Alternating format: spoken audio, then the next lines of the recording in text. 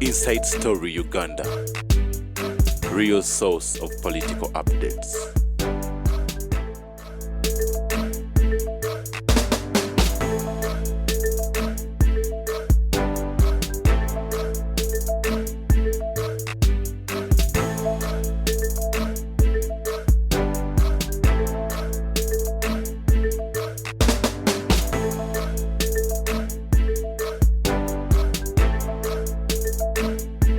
Inside Story Uganda. Kenya is just playing games with you. Kenya has agreed with the United States of America to establish a permanent garrison there. The Kenyan army has been upgraded with modern weapons. Because once this government follows, at least the Americans think, Silver Kid will also fall, that Machaja Kuja, and we shall reach a time only humanitarian. America basobola kuwa sente. Kenya, our trading partner, $0.7. We are the second. There's a Nordic country, Uganda. All of these Kenyans is what they are playing with. The America Gambia Mukasori Alimuchi no. Sibuichiri. What do they eat if they block your maize?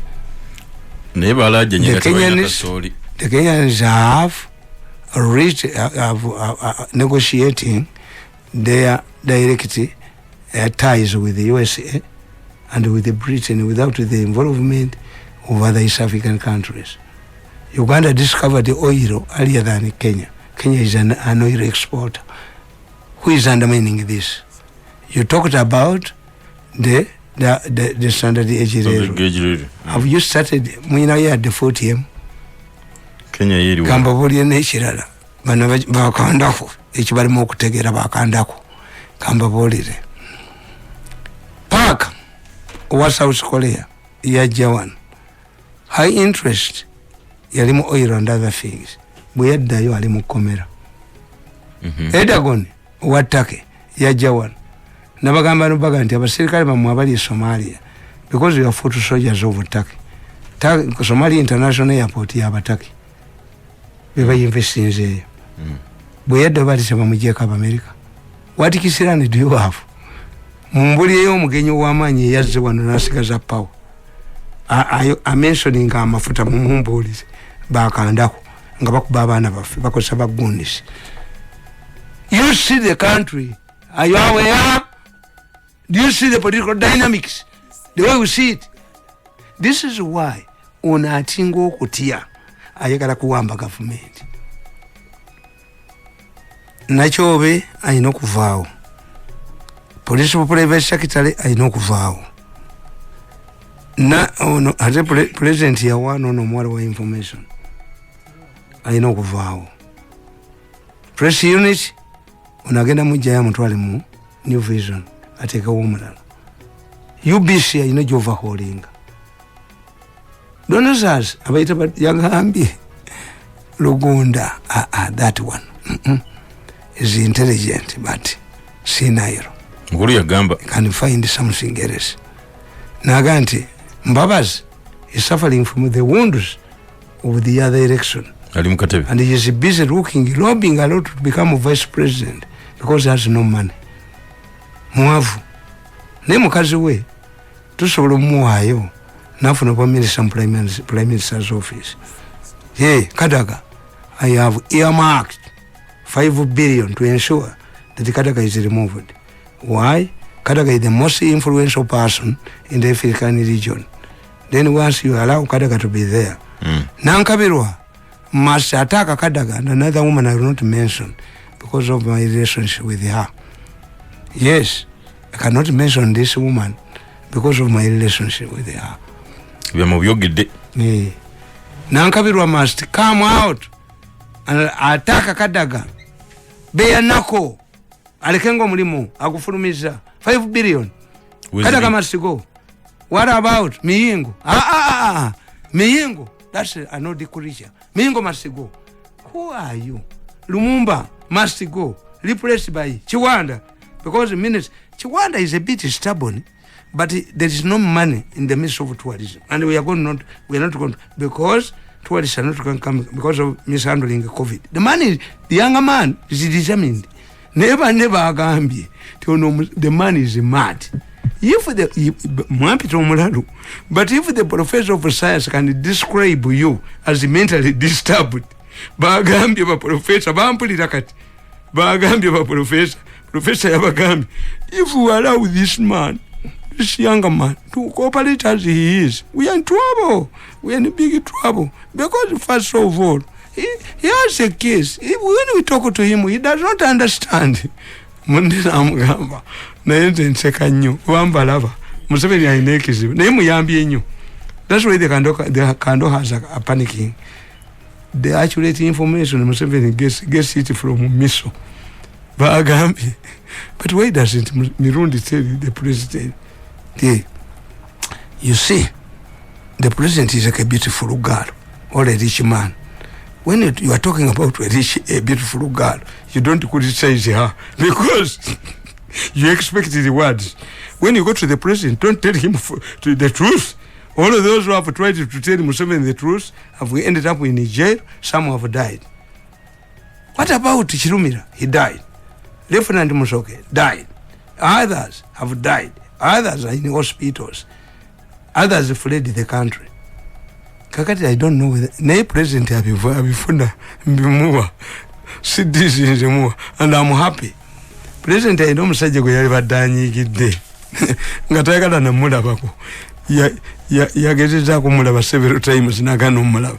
Ayina minister gwe yagamba nti you thief, why are you ringing me at this time? You thief, kekukumi n'entwe yaako paka Abamerika kabadde kagala bwa minister naye ate ono munna agamba nti he also undermines him. Yakoze evaluation ku first family. Ono mumulekere nadizi yakadde wadda. Yeriyo gundi yeka.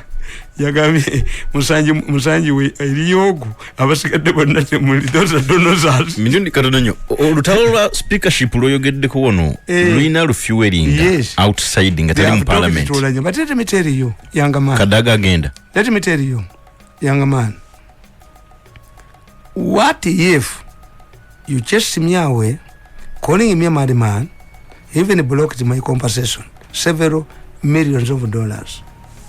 They decided, this man, one of them said, what this man wrote in his book, The Invisible Hand, in 2012 is what we are seeing. Yes, I told you, you have dismantled the Utoda.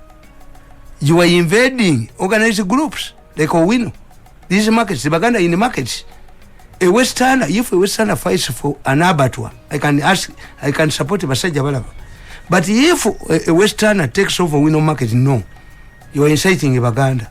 Ate bati bamanyi bukedde bwakuba omukazi ono avaawa omukazi ono yazalibwa ku kyalo gundi kibakimanyi oyo omukazi w'omuntu omunene Kisaka nalinga nti abavuka bamutuma Kisaka nga tagulagirita naye mbu musoga bulinnya lya abasoga nalinga nti Kisaka abana bali mutuma butagulagirita naye obali abo bali ani linnya lireke linnya li yes kakati yeta kitegeera.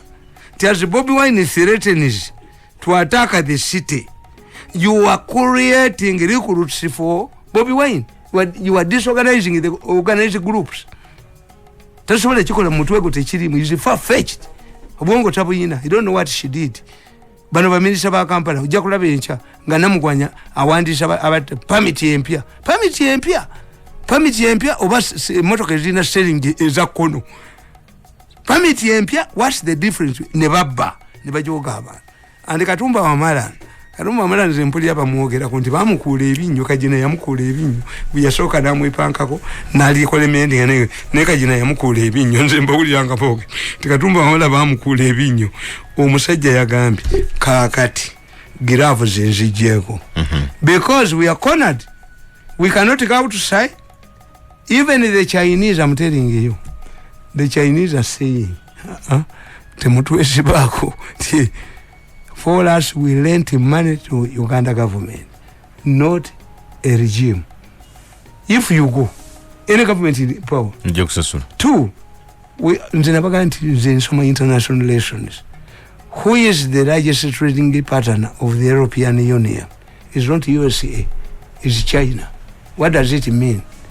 It means that the European Union influences the Chinese, because if European Union imposes sanctions on China, then China's economy collapses, because China is an exporter because of cheap labor. Instead of having a factory in London, take it to China. China union, trade union, like here. Where do you find a trade union? A market with a ruling party. That's rubbish. That's why everybody comes here. Not to yoga, now college. Why did the people of Nakaseke vote Bobby Wine in spite of the presence of Salese factories in the area? It means those factories are for no backward and forward linkages. But Betty Shibami Muganda yetike migugu.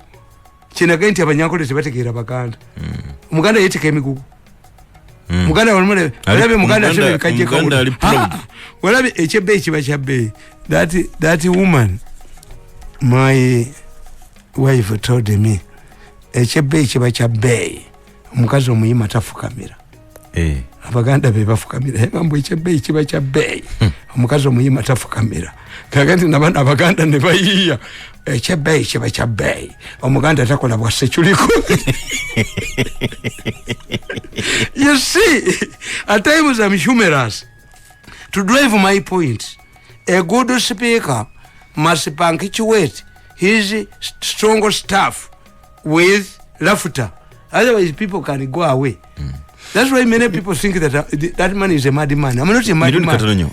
Kuchabubu wenyu wali unganti wado yokera nayi na ye mabega kawo yaganti nemugamba bobe namugambi yagambi nti agenze mukoti y'abantu omwana tebamukubye because yajewo he defied my orders bobe namugambi omwana tekotobiyingiramu kandeho izane nale mu man Mirundi disiyiga ekyo kiguni nebiguni ebirabye bajja baba bita ate mwana ngatebitegeera ebiganda ebyo byebakozesa wesanazi will not see oyo eyawadde nankabirwa 5 billion talabibwa yabagambye when Uganda take this money to nankabirwa and the other woman whom I will not mention because I have a special relationship with her kagumiza nekata gachimanyi why is Mirundi having a weak spot on this woman abamukuba have a weak spot on this woman akubakata kubango ina special relationship I have a special relationship mbadde nkubuuza ku Kyabobi Wine ekyo kugamba abantu nti muveeyo mu ekalakasi abantu badaga nti ngati twalabye nnyo tetwalabye nnyo kuvaayo kw'abantu genda ku respondinga kwekyo abantu babikowa bagala kukola Bobi Wine yana abenalembe babikola bano bakandako aba security bagenda ne balimba mu 7 ntizi plan B besi yakolaga n'aba security. There is no plan B. Teriyo. Ugandans want to work. Bobi Wine cannot engage in this. Yaganti mugende mu kalakasi. Nze Bobi Wine njogera naye. Kamba bulire. Era baga waliwe yagambye nti talks ne Bobi Wine. I can be a very strong link with the government and Bobi Wine. Kagenti tikakubulire. Bobi Wine mugezi. Mumanya abaganda kyetukola. Omusajja omuganda bw'abaage awasa omukazi omugole bajjajja abo balemera mu mulyango mbo ebbu bali bakutte abakadde bote bakangako omala bawa sente ne bava mu ki bano babbira mu Bobi Wine naye afunamu nti bakusasira bagagawala kate sovuhu abayimbi bonna bajja mwalabyewo muyimbi nabagamba tilwaki kano Jeno Kayanja yajja mu bayimbi kakagombi akayina omutwe okukalinga biringanye yalemala ne kafuka kamaanyi. Why is it that the two sectors where the generals heavily invested created that trouble? Museveni bamubba. Museveni is like a blood, it goes where it is needed. Boboga bomusayi mala kwata kantu mu ngalo. They created trouble for Museveni and gives him money. Museveni gives him money after blackmail. Kati kino kitabuza kakati kwetolaba Bobi Wine yanyenyamu ne baba wa sente bambidde bano bagonde bampuuka bani era you'll be disappointed. Omwana oyo yakubambidde muwala wa Ajati Boulevard batamuwa bwa minister omwana yakajja negundi yamubba bupi ono oyo mpuuka kakati bo bana ababbi bayina ate Bobi Wine mugezi kankubuli Bobi Wine we bali bamutandika balowooza nti ejja kubeera will be swallowed up by the Democratic Party n'abalema Mawule yekalakasa yatuuse enkungana yatuukaki omwana n'alemera emagere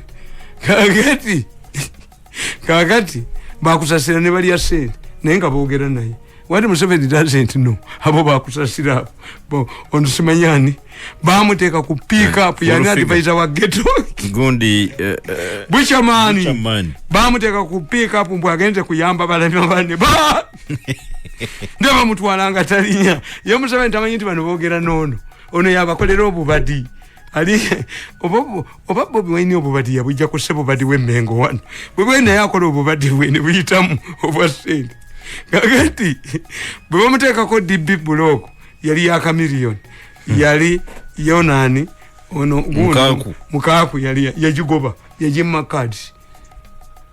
They thought that they could get share, create a bond, a strong bond, a strong group koleko Bobi Wine era kakati Bobi Wine nebo kamba huli Bobi Wine nebo mwanatandika parliament nga talimu Bobi Wine ajagena nga parliament abatunuli nga bateza komeo ogwo musota Ababaka be ogwo musota mengo bwekola Bobi Wine will be a regular attendant in parliament atule mu gallery Ababaka batesenga balaba Bobi Wine afuga bano bampuuga banamulindyamu bakazungu uyu gundi kazungu yesegona koja segona lwachi kazungu kati njogedde ku segona ikasinza kulinyayo mama takenda kunda bako nofuma bakoja hapo tabalabanga segona tanjanga na wafe kumuna bako ne mama yagala segona nofuma ne bakoja hapo omwana gwe nofuma bakoja hapo umayize simunyega yifu yiwagi kakati waliwo bazikulube bamutega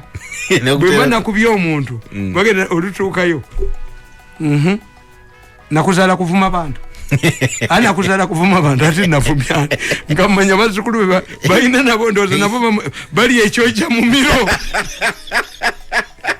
nabo bali echoja mu miro kuba amanyi omayinde simukazi sira mukaye yarwaje is a not woman bwa mukaye na nafa bayaze muse kanage am very diplomatic boy mama ndira kuvuma bajjajao babako jabo era I went there listened nanga bagala kutta yango tule ku mugongo wana nobody can kill you when I'm still around na ye bano bazukulu be nadalo yali mu parliament andetira nyo buzibu ndo baba mwachoja mimiro obali relationship ngenda ne musanga yo ne musanga ngajjude wavumye kundi gwe koja wa museka zungu novuma segona ali azeko wana omuganda segona ali azeko wana obata janga hu si wangabi you see kuositeri muntu ataina mugambako kakati zembagane mbagamba neche ngamba koti y'abantu enekola ngere kati ya respondinzi Bobi Wine yagamba Bobi Wine wants to control the party to Bobi Wine he knows tibano tibasonyiwa Bobi Wine must be antagonistic to protect himself but I know Bobi Wine's mentors are Europeans Bobi Wine America temujja kutesha na Bobi Wine why what I know the developments in the region to Bobi Wine in storage money to all the accounts of these people have been frozen they are property no Ugandan in South Africa and Kenya and Europe and China in the Asia there is no property that can change hands today balinda kubitunda sente baziwe government edako these people cannot access their money I'm telling you they cannot access their money bamazo bakola chi akamutisa boze kuata kakati their mistake where I am happy waliwo group egamba itayagala mwami ono omujozi kubanga omujozi kyatamanyi ndi bwana tabana bange n'abamalawo omujozi is very close to kandoka kandiho kandi at one time they say ebyuma babyo kandiko bakaka Museveni yagenda bimba kandiko yaleta mumanyi yagenda kumpa ebyuma ebyo bikette yonna yaleta mumanyi kakati yabiwa omuntu gwe batasobola kubijjako a man who cannot be bought abo akandiko gye batamanyi kakati bano bo bagamba I agree with them the moderate group ye gamba now that tetukyagenda wala tewali ave oyo n'amala linnya kebweru Ssaabajoozi Kongolo afaanana bakoddemi ba Saddam n'amala ava wano n'agenda bamukwatirawo. Many people cannot venture into Kenya. Kana kalina omutugu kalinga ebbuloka ne kagenda e Kenya. Ate akasajja ako mukalaba akasajja kamwenda mukalaba ke kambega mwenda will live permanently in an enjoyable life in USA. Bajja muwa obutuuze mwoga ni mwenda mwali kabagamba. You see, when a deal comes, are you a seller? Are you a middleman? Or are you a manufacturer? Kabagamba mwali mutta abantu mwali mumanyindi mujja kuttira abantu emyaka 10 kagamba mwanda bakonga makole yanga mwenda tali mu kintu. I want to tell you, mwenda was a human rights violation is not there. Mwenda mugundi muorganist talimu in spite of his colonialness. Mwenda yekyalina muwandisi wa biwandiiko all of the papers nokuba kana kayina omutuka nakabunye nnyo ko obulimo gwako kuyiya wakubba ono muwandisi wa biwandiiko. Kakati zempana nembaga nti twataka my family nzisisaga because if you think by attacking my family you will take me to the negotiating table. No, Mirundi does not negotiate. Mirundi does not engage in talks. Mirundi does not reconcile. Ekyo tikiri yomunsi omukazi anashapinga conduct ya bayanoba neona akomawo omukazi anoba mama gundi bote bwe wamuyisa omanyi gundi oyo adumira amajege bugolobi yanga naye abenale mutemu nyambi konze lwaji Mirundi omusajja omukambwe konze kiki oyo gundi umali yagoba omukazi ekiro amugobaddeyo java omukazi na agenda munonyesanga mukago gwekiro omukazi salayo gwe mama gundi komaunga amulaba mama gundi komaunga amulaba waite ndakwezi nga umalo nonyeza mukazi we wonda tamulaba yamusanga ku muzige wa neighbor nga awata matoke namugandi wa sigiri gyokumye yewange ndya nafumbidwa umalo nangamba omusajja njose nnyo jangu tukobo ne mugabu umalu wawonye oyo omukazi ayina courage noyo omusajja ayina courage awasa mukazi wo nga muri bweduka kamwe sento pangise walala. That's terrible. So a woman who divorces her husband is the one who teaches the husband manners. That's why for us we cannot. Kakati omwami oyo ali arrogant balowooza bakandokas nti I'm undermining them by giving Museveni accurate information. No. If you give information, accurate information to Museveni, then why should he praise me? Kuba bagenda yaba abapuleyinga buli agenda yamala bomu kubira. Kakati ne bakola conclusion. Bo the Abakandoha nono was military nono wa yeso. They are compromised. Bayina batasobola kola ko. Esimu kyaje totte. Miss I have all the communication, have the discussions, have what? Bwene yagambye. Yabirwa jajikiri yalinga. Eyo mwana. Yimugendi munnamwe. Zimuteka sente za mweza people power ku simu ya. Museke kuyanyina. 772 8640 67. Abagalo kujanja omuntu. Yeta chayina simu. Kakati noyo nabakubira tinemba gamba nti omwana wange naye mugenda mukolanga benale mu bankola. Muwadde abogerera is graduate is she wamubawa ya defyinga n'agenda n'omwa Bobi Wine ewange kati nga nabaze bwe mbala abali ewange nga tebanimbye nenekweka nempawuliranga boogera ndoza tuliwo basatu kubana bameka nkaaga n'abaana nkaaga naye abatanimba nga nabayise bwe mpaka nti mujuze obupapula nga muwandika musuula mu kabookisi because bakugamba my mother was almost lynched ekintu nga for supporting himself. Ekintu nga bakitamu. He works, he is a cripple. Yangamba singati wagenda wa mukama woyo singa makulu kangatambula. What do you give her? What have you? Is it how you have rewarded me? Nze munjoze ne munjoga nimuje ko program zange nimukolayi no mwana wange siba people power ekyo kiyiga neyenze mbasaba omukiraba wonna mukubendulu bumulaba obumotoka bwa buno bwa military intelligence mpoze bakyuse muje smartphones mukubaba bulimu ebifananyi mugulewo black book guni zino kandafu kandi hozakozesa muba bembateke mu black book tuli bakwatako ku lunaku olw'esatu omuganda agantu tuli kukwata ku lw'esatu oba tulisengana ku nyanja egindi katungulu if you can do it to me enyanja katungulu eri abaganda bwabanga akulali kanti ali kukola ekintu akugamba tuli abagana ku lw'esatu tuli abagana ku nyanja katongolo agasajja kano gayiga gagunis gebawadde sente bobe ekweke bakandiho ne bekweka kandiho means talk when I'm around you are listening to me. I have all the evidence. You instructed this goon to attack my because you people you are saying I give him some naturally information. Okay, let us fight. You a general, I'm also a general. This fear I don't now is a field mastery more tradition of a general from the traditional religion is now facing tussling it out with a general. In the national army. In fact, I have started writing a book, The Battle of the Generals. Ekifani kirikoka akatokaleko kandiho general nange nenkufira yange. The Battle of the Two Generals. Yes. Me. Katusibula batuliriza. I cannot go. Njagala kubebaza batuliriza. I will never batuliriza. No kutugoberera. He's a wicked kid. Kumikutu gyaffe gyonna. Goes to his father for problems. FM. I can fight my battles. Abali ku internet. That man will die. Nabali ku his children will die. Facebook, yes. This is soldier will kill other soldiers. Unless he is disarmed. This is a verdict. Meya wakasanga kitawuni council Tom Wong Sebo.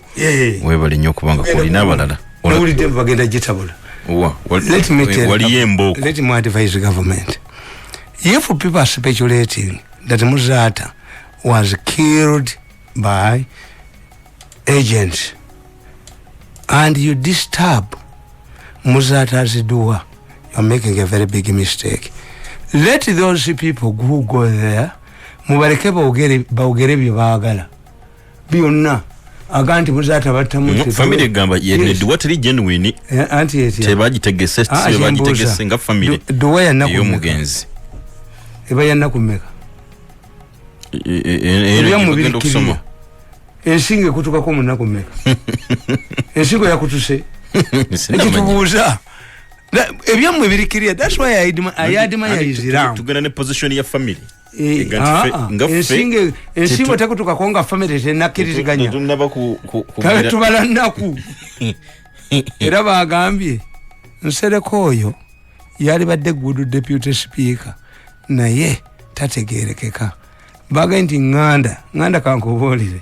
According with the man now, the chairman of the subterfuge, which is in the government, who has taken over the government, yagambi munganda tasola na muwa kukola mukayuka ka toilet mugonde.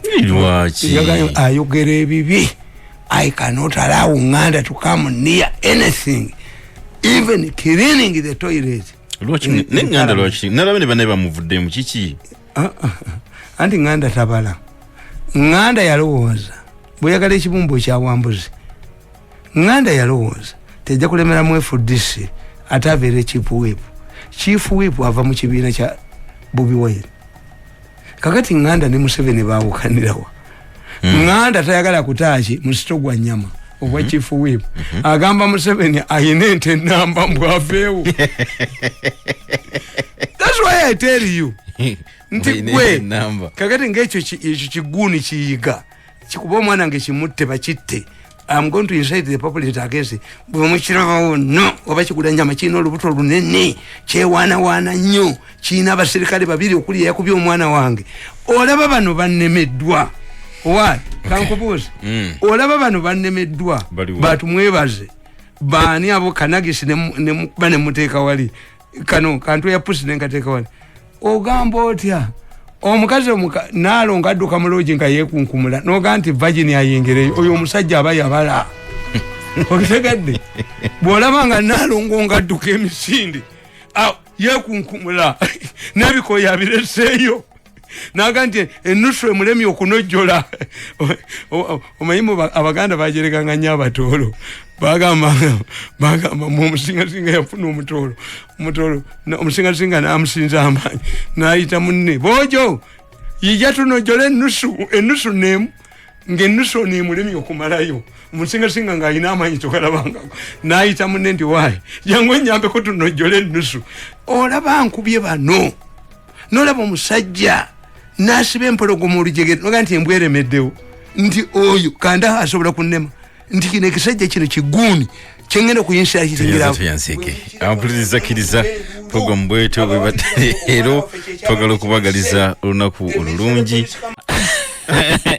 akamoto gunawaka kampeni gazikedde tebana kubaliza gundi ene ejja nalabi gundi yavuddeyo mta Ruth Nankabirwa Rebecca Kadaga Jacob Olanya chichi olengera mukulu nyombye dunatoba kanduyite siruyite lutalo oba obutakkaanya nga tujjeeko race ya speakership olutalo olukulondirwa speaker mu parliament netunuulira waliwo olutalo ate olulala olubadde nga silent okujjako abaludde nga tukavalinga parliament nga tululaba lwe luli wakati wa mukyala Nankabirwa ne Rebecca Litwala Kadaga. Nankabirwa yagala ki? Mukyala Nankabirwa okuvaayo mu kifo ekya vice chairperson female sec okudda ku Namuganza. Obijjukira bulungi. Kakati bw'okijjeeyo dirwe wali olabye mukyala Nankabirwa ng'ali ku saidi ya Kadaga.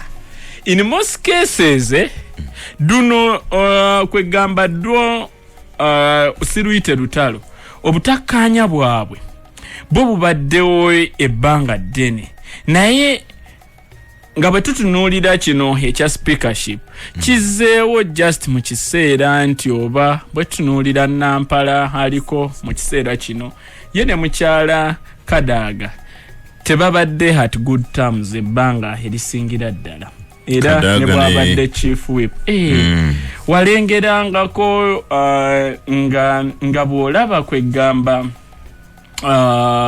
nga bw'olaba house oba parliament buli bwebanga ekubirizibwa Olanye olaba nga mukyala Nankabirwa agamba nnyo nti nooba oliawo gavumenti efuna nnyo buzibu kuyisaamu bintu byayo nga nti mukyo nti Olanye bwabeera mu ntebe awa platform oluyiro government platform emala n'okwanguya okuyisa mu biteeso bya government n'okwangula okubiyisaamu kyovolaba nga n'oluuseera olira nnyo nga bagamba nti Olanye yayina omutima gwaki ogwa gavumenti nga bagamba ate nti Kadaga yekkirira nnyo n'abopposition n'abantu abalala kaakati nga mu mbeera eyo eno race eya speakership kyeyanguye okutujjirayo eyanguye okutujjirayo okumanya nti nno katya wakati nga abakulu bombi tebannatongoza kampeyini yaabwe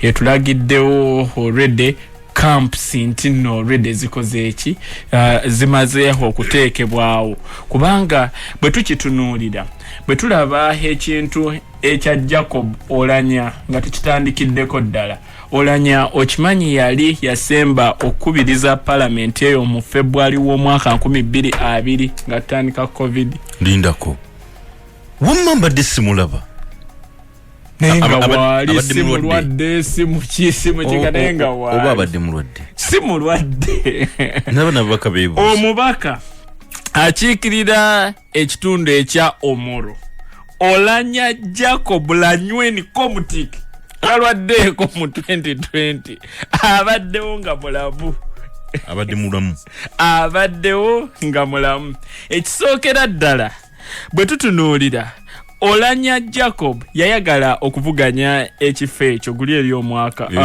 ekisanja kiri era empapula ze yajjayo za speakership zokka wakati sek mu kutuula sek decision ife eyavaayo tetwamanya oba bamwogereza oba ki nekigambibwa nti nno nawulira Nankabirwa agamba ononzijuguza nawulira Nankabirwa agamba mukyala Nankabirwa nti decision ya seke yasalawo mukyala Kadaga amalirize ekisanja kye ekyokubiri such that Olanya taking over nga mchala Kadaga amaze ekisajja kyokubiri.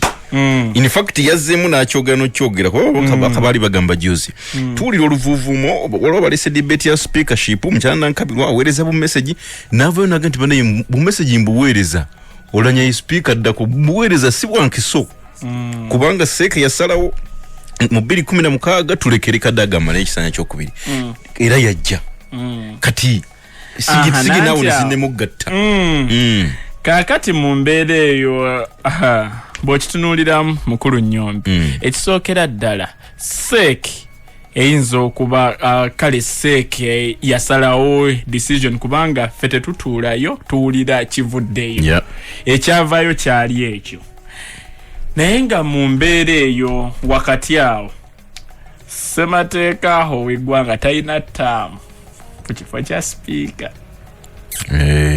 ssemateeka w'eggwanga tekiyinaako ttaamu limiti terambika komolya nsobola okwesimbawo ebbanga limala nga li mu palamenti ebbanga lyonna lyomala ng'oli mu palamenti kubanga mu kiseera kino bw'ebeera nga seeki yasalawo ekyo ne wabeerawo n'amawulire agaafuluma nti nno seeki yatuula neesalawo olw'ensonga eno nti olw'okuba ba seeki members ab'enjawulo baatunuuliranga seeki memba munnaabwe nga tebasobola oba oliawo kumuvaamu seeki bwe yatuula jjukira ku seeki kutuulako sipiika Rebecca Litwala Kadaga vice chairman weni ali ba regional chairpersons abaki aba party kakati nga mu mbeera eyo amawulire gakola bubi kampu eya Olanya yagamba nti oba oliawo yo teyali well represented kakati ku mulundi guno Olanya niye n'alwanira ekifo kya seeke otyo naga ne yesimba nga vice chairperson Northern Uganda era nawangula mujjuvu kati kati naye seeke memba atuulako kati tutunuulidde mu kiseera kino kyetugendamu kigenda kubeera kitya kigenda tuwoomera kubanga mu mbeera eno wakati nga kampu already zeeraze nga bwe zigenda okutambula factors ziri eri endala oba ensonga ziri eri endala tezinnavaawo mukulu Nnyombi tulinawo ensonga ezikwataganira ddala ku ngabanya ya keeki y'eggwanga naziwulidde mu nkubo za palamenti engabanya ya keeki y'eggwanga nga batandikiddewo ne bagamba kale tutunuulire amasiga asatu ag'eggwanga executive agikulembera Yoweri Kaguta Museveni wa Western vice president wa Buganda prime minister wa mu Western chief justice Weri Ngulu deputy chief justice Tuweno ba mu Western bwe tutunulira Kibitawene gone ebyani abireeta ebyokugunga ababaka batandise okubagaja ebirowoozo nga batunidde engabanya ya keeki egenda kutambula etya ne baga nti no amasiga asatu bwe libeera executive nga likulemberwa wa mu Western judiciary nga likulemberwa mu Northern ne parliament bajongere omu Northern kakati nga mu mbeera eyo abo nga balinawo eyo school of thought kakati n'abakyala aba gender equality we bastukidde ne batandika okugamba ebifo biri eri byonna ebituula ku dining baami fe abakyala kye tuyinayo tuliruddawa kyekifo ekya speaker kakati ffe abakyala bwe tubeera nga president mwami vice katikkiro chief justice deputy chief justice tugenze deputy speaker neki tuyinawo ffe nga abakyala kyekyo kyekifo ekyamaanyi ffe abakyala ate era mugenda tujjako n'akatono ate era ketulina ensonga nayo nebeeraawo abavuga ate gundi eya Olanya ne bavaayo ne batandika n'okugamba nti no Olanya region gye yatutte eya Northern Uganda president Yoweri Kaguta Museveni yawanguddeyo n'ebitundu 65 Rebecca Kadaga district ye Kamuli Bobi Wine yajiwangudde n'ebitundu nga mu 6. Ne bagamba ani ayina omutima gwa pati. Kwega batandise okubaganyawo ebirowoozo omuliro ogugenda mu maaso mukulu.